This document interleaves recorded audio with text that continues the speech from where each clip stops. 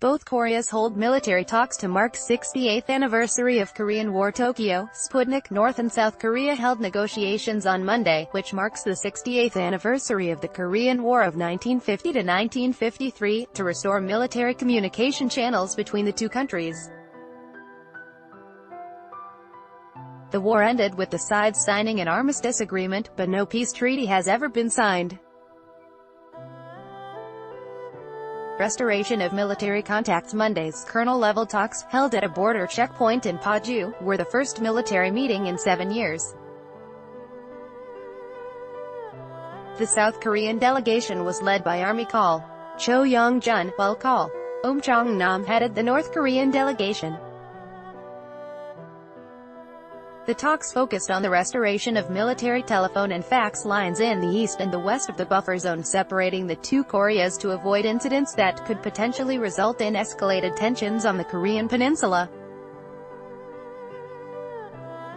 The Eastern Communication Line was established in 2003 and blocked in 2011 due to rising tensions. The line was completely cut off in 2013 after a forest fire. Cancellation of military drills. According to reports from Seoul, South Korea is planning to halt its annual exercise in the disputed area of the Yellow Sea. In November 2010, North Korean artillery hit the South Korean island of Yeonpyeong, killing 2 South Korean servicemen and injuring 17 others. The incident is believed to have been sparked by South Korea's military drills in the area.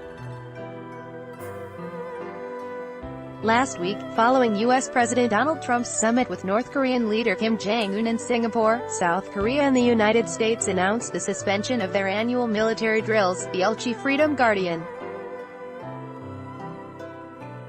In addition, Seoul later halted its Taeguk exercise. Revival of economic projects. South Korea will also start a series of talks with its neighbor this week on bilateral economic projects in the forestry and railway industries in the follow-up to the summit between Kim and South Korean President Moon Jae-in in April, South Korea's Unification Ministry said in a statement on Monday. Through the meetings on rail, road and forestry cooperation, we will lay the foundation for the development of a long-term relationship between the South and the North for the sustainable peace on the Korean Peninsula by faithfully discussing ways to implement the Panmunjom Declaration, the statement read. According to the ministry, the negotiating teams from both sides will be headed by deputy ministers for transport and environmental protection. Red Cross talks. Seoul has begun selecting candidates to take part in the reunion to families which were separated during the Korean War. The reunion is expected to be held in August, with some 100 family members attending from each side, according to media reports. The agreement to hold the reunion was reached at Red Cross talks on humanitarian issues on June 22. Korea was split in two after World War II in 1945, ending the 35-year colonial rule of Japan.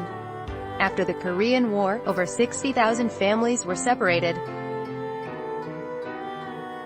The latest family reunion took place in October 2015.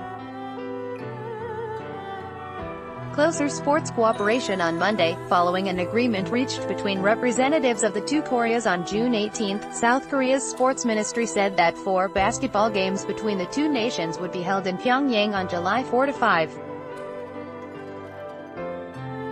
A South Korean delegation of 100 people will travel to the North Korean capital. According to the Yonhap news agency, this will be the first basketball game between the two sides in 15 years. In February, North Korean athletes participated in the Pyeongchang Winter Olympics. The two Koreas marched under a single flag. 68th anniversary of Korean War. North Korea invaded the South on June 25, 1950, following a series of clashes along the border. That same year, the United Nations, with the United States as the leading force, joined the war to support South Korea, while the Chinese People's Volunteer Army (CPV) entered the war on the side of North Korea. The armistice was signed in 1953 between military commanders from China and North Korea on one side, and US-led UN command on behalf of the international community.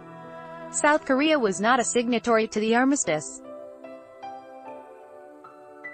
The historic Kim-Moon summit on April 27 marked a new stage in inter-Korean relations.